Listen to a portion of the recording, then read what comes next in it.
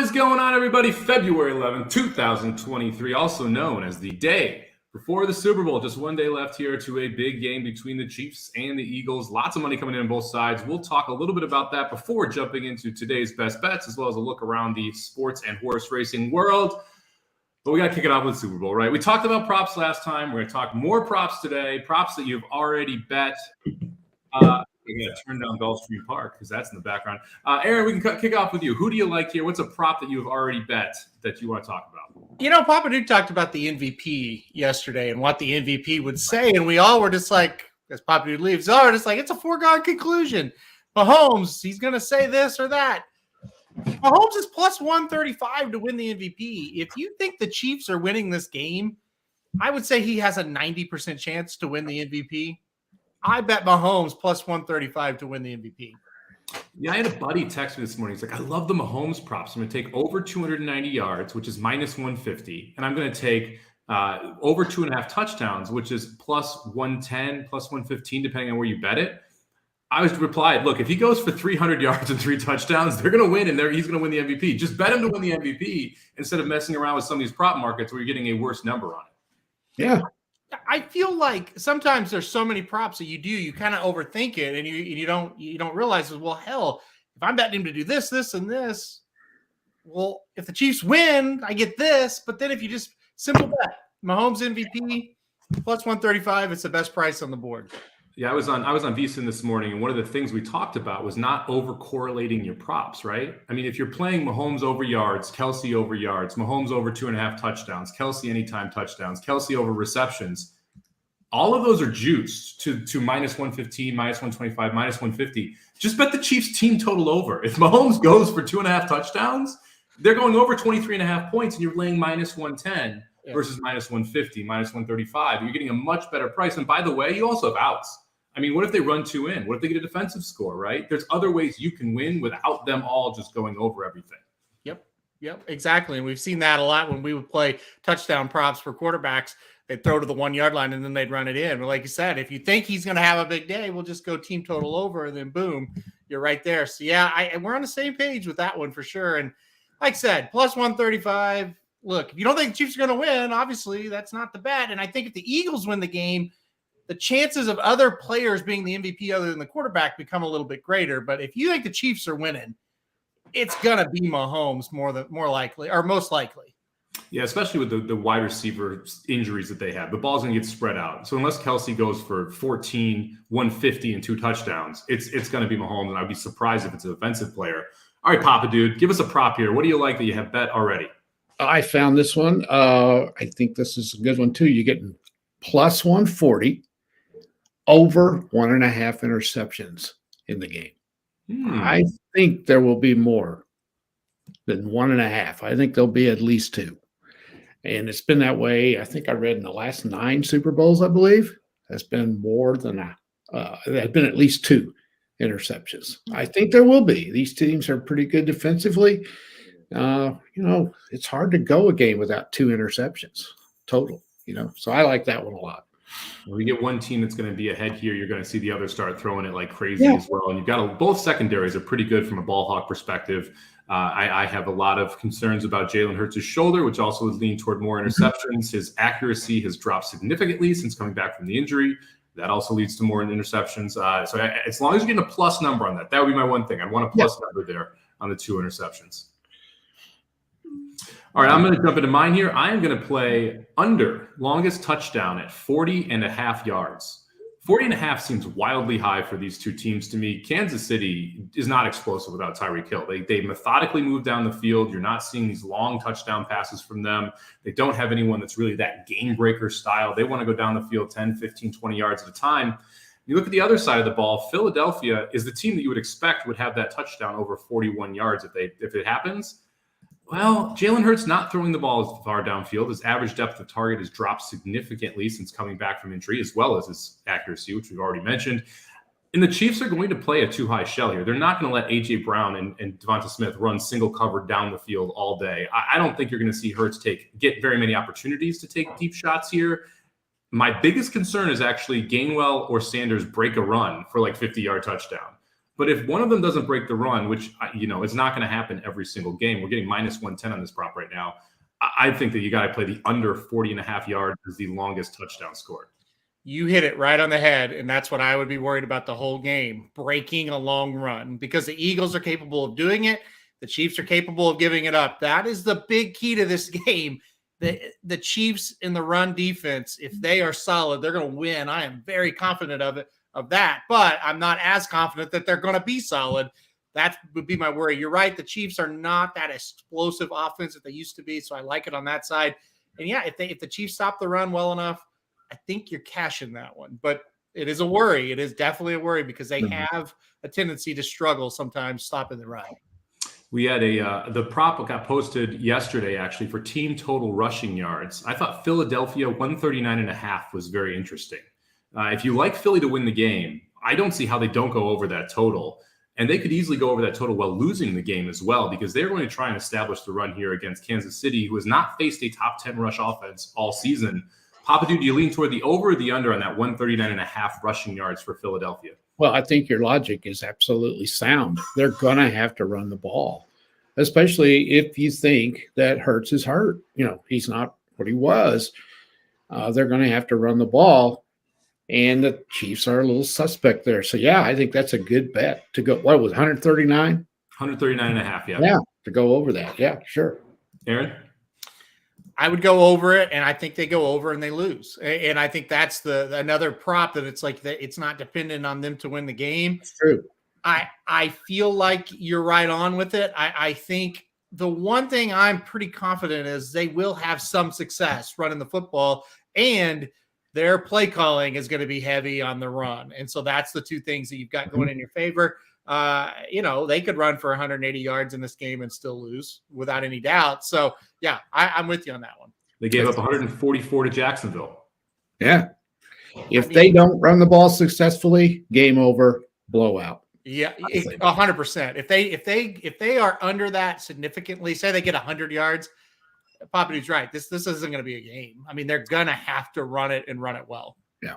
Nick bringing up some MVP talk on the defensive side of the ball. So, Aaron, we'll flip this back to you. You mentioned Mahomes MVP. Got Chris Jones currently sitting at the board 45-1. The defensive player that has gotten some steam, 50-1 when the market opened, now 25-1, Hassan Reddick. If you're going for one of these long shot guys, are you looking on the defensive side of the ball? Do you want to take someone who's like Devonta Smith, who maybe gets 2 long touchdowns, and that's how you make the case? What would you look at from a big-time price play here in the MVP market? Well, Papa Dude and I talked a lot about defensive players winning the MVP, and we said, hey, if Cincinnati and Kansas City was the Super Bowl, Chris Jones would have won the MVP, and he was sitting there. I think he was plus, I think he was like 55-1, Papa Dude, when we were looking at it. So, yeah, I would go Chris Jones because he did dominate the game last weekend. It's a totally different game. I get that, but there's no doubt that was the MVP of the football game last week for Kansas City. He disrupted everything the Bengals did.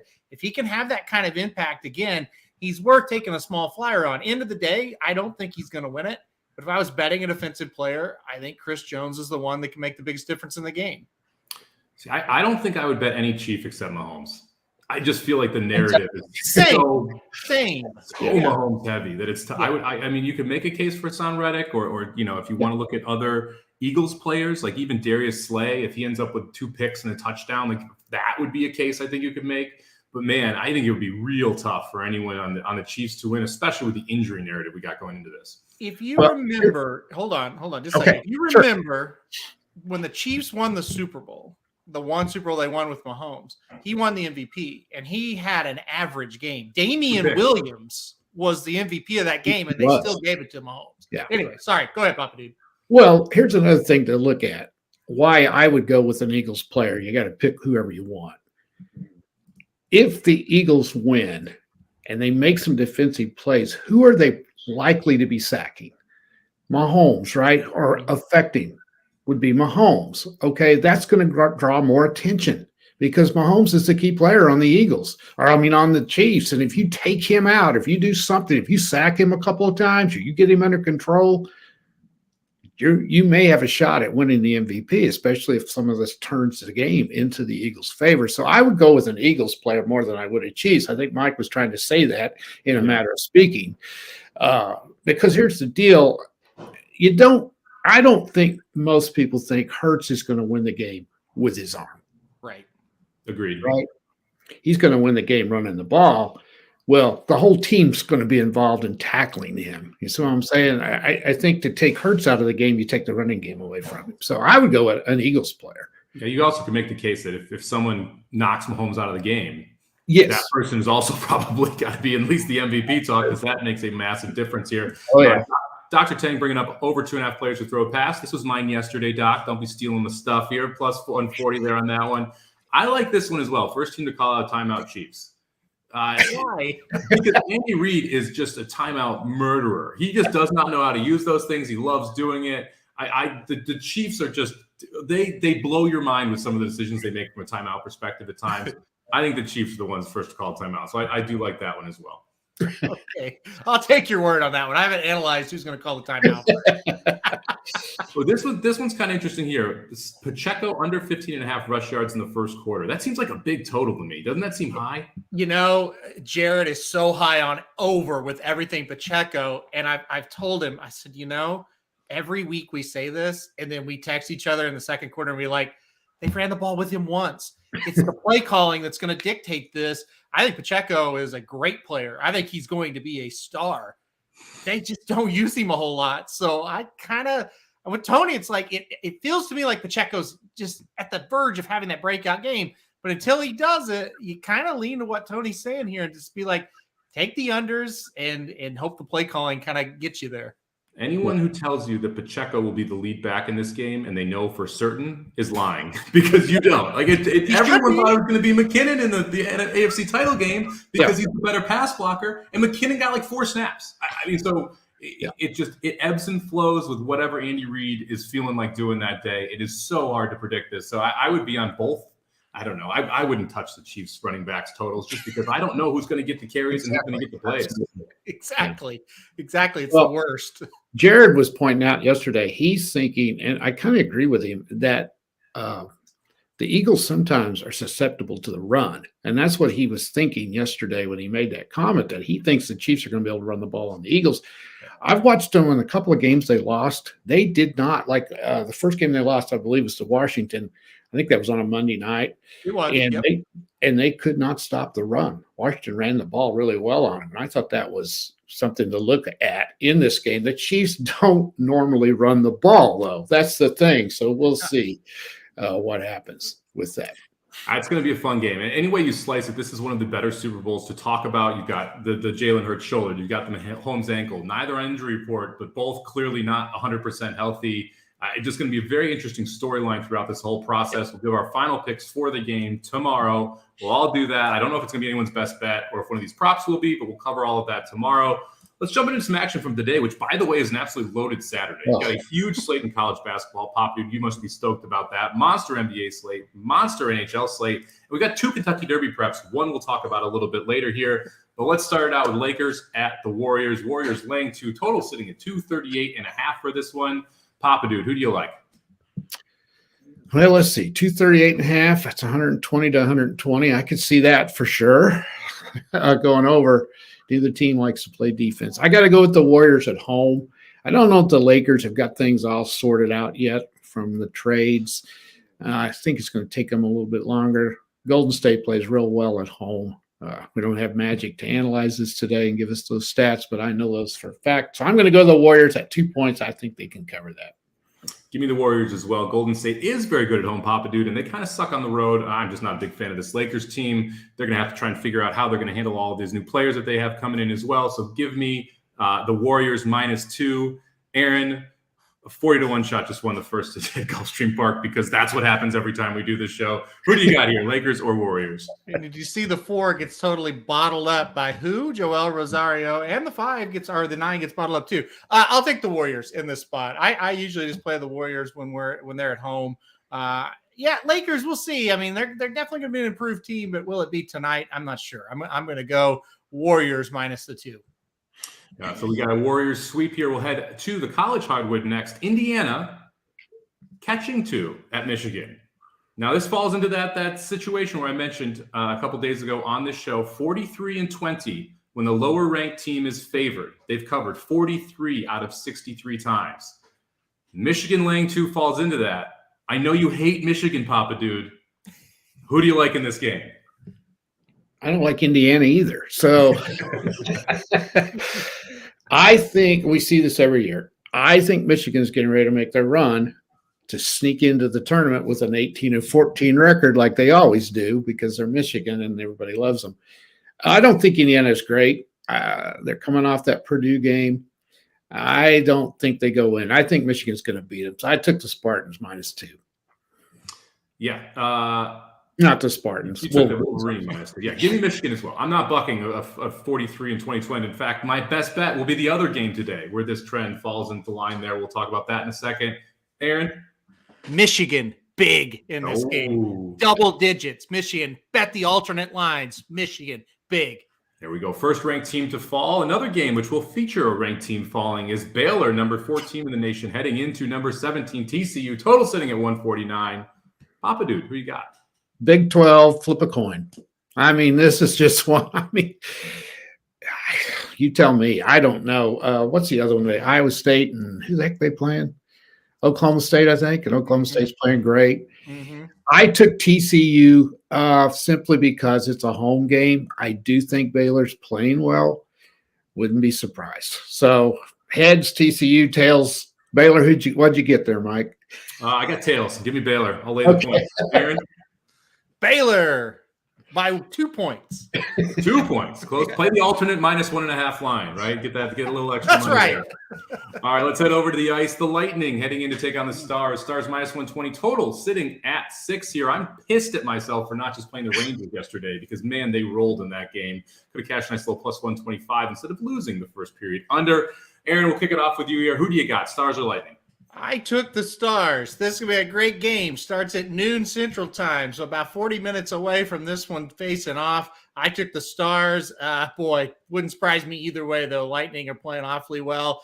Isn't it funny? Some of these teams that maybe struggle a little bit early, starting around into form. You know why? Because it's February. It's March. It's time for the big run. So I think the Lightning will play a great game tonight, but the Stars are really good as well. I'll take the Stars at home. They're tough to beat in Dallas. It's been a good time to bet NHL futures in January the last few years because you have teams that start out really hot, that cool off, and then these more pedigreed style teams that start picking it up and you get a much better number on them.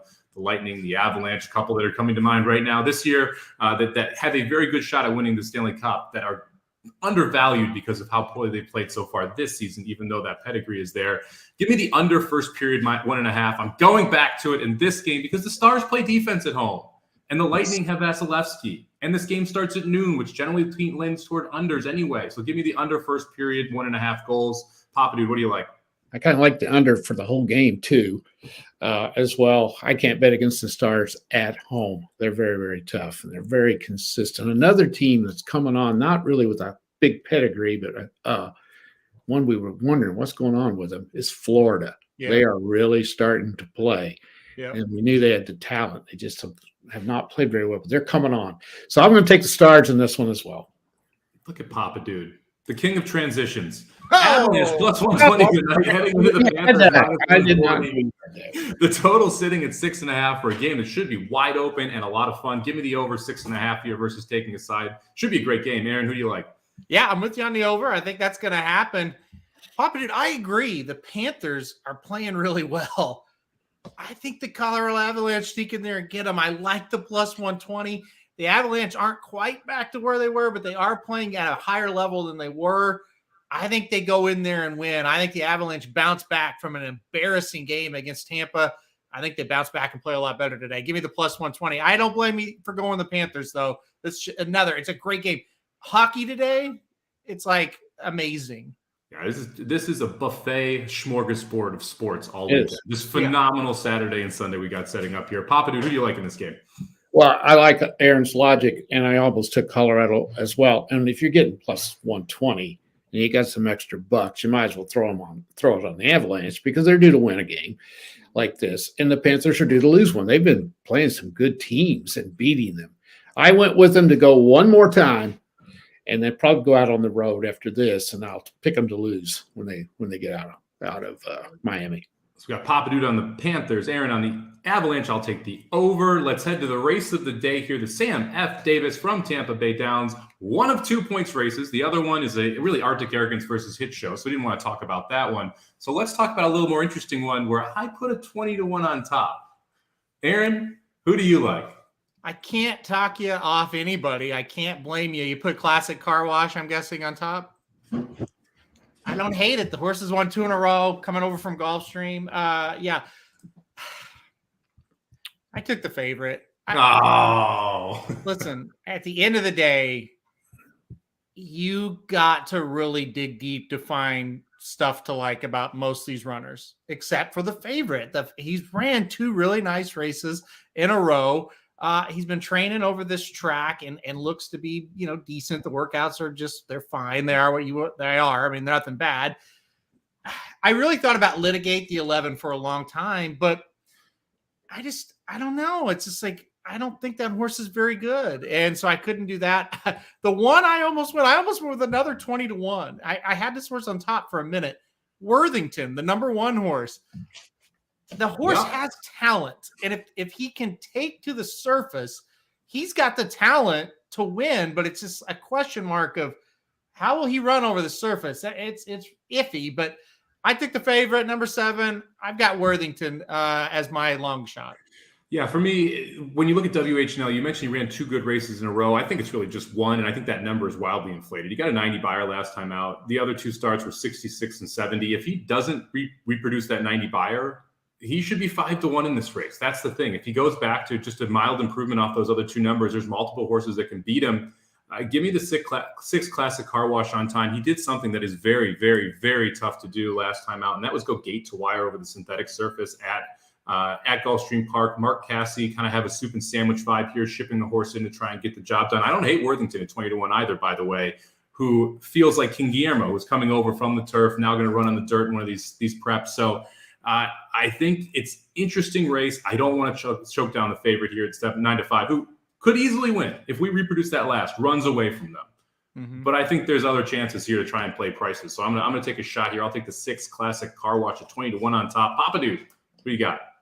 I thought you were going to go with the 1 because it was 20-1 also, and I've got that one as well circled. I can't look at. I can only when I handicap a race, I can only look at 1 20-1. I can't do the others. I just can't. So that's the 20-1 I looked at. I like the 7 as well, and the reason why is he has won a grade 2, and you got to go with that a little bit. No one said anything about the 9. I think he's got a little bit of a shot. So I went 7-9-1. 7-9-1 for Papa Dude. I'll take the 6 Classic Car Wash on top. Aaron likes the 7 WNL on top, but we'll take the Will interest in the 1 there as well. Was this the Cox that just ran away from everybody? This was the Pletcher, a Pletcher filly in the first at Aqueduct just ran away. The Cox horse is in the 6th race. I've heard similar things that Nick is pointing out. That this horse could be pretty good. So the number 9 in race number 6 for Brad Cox should be a decent runner here. We'll see what happens. But yeah, there are some decent maidens debuting here at Aqueduct and at Gulfstream today. So keep an eye out for those. Fun 3-year-olds running today. So we'll keep a posted there. Yeah, Monroe just ran off the screen at Aqueduct and looked very good in debut. Very good. What she does moving forward. I wouldn't be too worried about the time, simply because Aqueduct's been a little slow the last couple of days. So that doesn't concern me too much. All right, jump into the best bets for the day here. I'll start it off. I'm going to head to the college hardwood. I mentioned 43 and 20 when the lower ranked team is laying points. Creighton today laying 4.5 at home. I think they're going to be able to get the job done in this spot. They're taking on UConn, who I just think is overrated. UConn 8-6 in the Big East. Creighton is 10-3. Creighton playing at home. They have massive home court advantage there in Omaha. I think they're able to get the job done here. I think they win by double digits. So I'll lay the 4.5 with Creighton. Papa, dude, you're kind of our college basketball guy. You like Creighton here? Love it. I almost took it. The 4.5 bothered me just a little. You could have got that at 1.5 yesterday. Yeah, it opened real short about that. I know, and it went way up today. This is a huge home court advantage for Creighton because those Big East schools have got to come a long way, and Creighton is almost unbeatable in Omaha, and they are playing lights out. I love the bet. I think you're going to get that one. You know how easy it is to fly from Yukon to Creighton? I would say it would not be easy. Not at all. That's the answer. There is no direct flight. There is no easy way to get there. It's a pain in the ass to get from Yukon to Creighton. And they love this Creighton team in Omaha. I have friends who are from Omaha. I went to University of Missouri for a couple of years. Lots of Omaha kids. This Creighton team they get up for these big games. So I think that's yes, they do today. All right, Papa Dude, keep us here on the college basketball. Okay. I don't know why. I got this real early this morning at 2.5. It's only up to 3.5 the last time I checked. I will be shocked if Oklahoma wins this game. And I'm a huge Oklahoma fan, and I just don't see any way they're going to beat Kansas unless Kansas just isn't ready. Kansas will have more fans in Lloyd Noble than Oklahoma will. Unless they figure it's just a blowout, we're not going to go. The Sooners will have to shoot lights out to win the game, and they don't do that very often. If they come out and they play well, now I know 2 weeks ago or 3, however long it's been, they beat Alabama, and I was shocked when they did that. This ain't Alabama. This is Kansas. This is the Big 12 conference. Oklahoma's not going to beat them. I think this is a lock at 2.5. I think you ought to throw all your money on this one. I might be wrong, but I will be shocked, won't you, Aaron, if OU wins? It's one of the best bets we've ever put out on the show. I don't see any way OU keeps this close. I mean, I think people are thinking, well, they beat Alabama, but Alabama sucks. Wait a minute. OU, big alternate lines, -9. No, I'm kidding. This is one of those bets, that I hope they do win, but I just cannot. I don't usually bet OU in anything. I sure don't bet when I think I don't like to bet against them because it's no fun. Yeah. But I just don't. Here's the other thing. I'm not going to be home. So while this game's going on, I'm going over to watch Missouri Southern play today. So I won't be home. So I just will be shocked if OU wins this game. Massive Missouri Southern game today, expecting 12 people in the crowd. So be ready for that. This is a big one today. Get there early. I heard there's some tailgating. They may even have Skittles at the concession stand. All right, let's bring Magic in here for Magic's best bet. Magic, talk about the Bruins and the Caps, baby.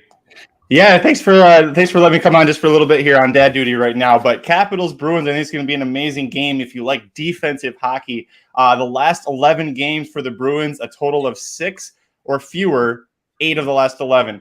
8 of the last 12 for the Washington Capitals in the same situation with 6 or fewer goals scored total. Outside of Ovechkin, I didn't realize this, nobody's scoring for Washington. They don't have anybody higher than 13 goals on that entire roster. The Bruins, I think, can win this one, but I definitely think this total is going to be – I'm thinking it's probably going to be like 3-2, maybe 4-1, something like that. Boston has just looked unbelievable still. Yeah, his teams do not like each other either and play a defensive style of hockey when they face each other. Like the under 6.5 here. Magic, thank you for jumping in. I like that belt there. We got to run this thing back. Arctic Arrogance, big day today. Yeah, we got it. We're bringing this for some more good luck here. Another second place at Aqueduct. I can feel it. And I'll see everybody, including you guys watching us right now, 1:15 Pacific, 4:15 Eastern for our Derby Prep live coverage. Don't forget, everyone, when we drafted Arctic Arrogance, we said it was because we'd run second in all the New York preps. We are currently on track to do just that. All right, thanks, Magic. We'll catch you later for the live show. Let's jump over to killing me, man. No faith. All right, we're going to jump over to Aaron's best bet of the day here. Aaron, tell us about Oakland. Well, guys, it's a great day, and we've got a lot going on, and we've got stuff already going on. But at Oakland today is where I'm heading to race 8 a little bit later on today. I'm going to go with the number 10 horse, Knocker Down. This horse last time out debuted for the Brad Cox barn, not in general, but for the Brad Cox barn in the same conditions, an allowance race.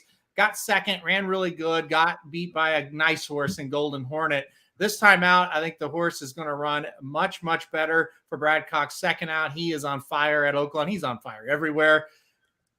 Big other thing. The last time this horse was on an off track, it was a sloppy track at Churchill. He won by 6. It's a muddy track today at Oakland. This horse has already looks better than the rest of the field. Now we got a muddy track. I think the 10 blazes today. So I like number 10, Knocker Down in the 8th race at Oakland. That Brad Cox, he's so hot right now. Papa Dude, you know the movie? No. Oh, Zoolander, another classic. You gotta watch Zoolander at some point. All right, let's look at the picks here for the day before we sign off. We got Aaron taking Oakland race number 10, horse number 1, 2-1 on the morning line. Papa Dude, Kansas minus 2.5. I'll lay 4.5 with Creighton and Magic taking the Bruins and the Caps under 6.5. 4-8 for the week. Got to pick it up here. Down $68 for the year.